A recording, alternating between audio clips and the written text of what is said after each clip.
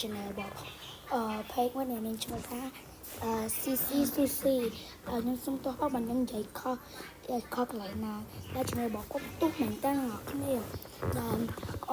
គាត់មានរឿងថារឿងល្អមែនជាផ្សេងរឿងស្វីតដែរអ្នកគ្នាចំណែកមកជាផ្សេងរឿងច្រើនអ្នកគ្នាថារឿងថា sweet ហើយអ្នកជួយមើលរឿងហ្នឹងណា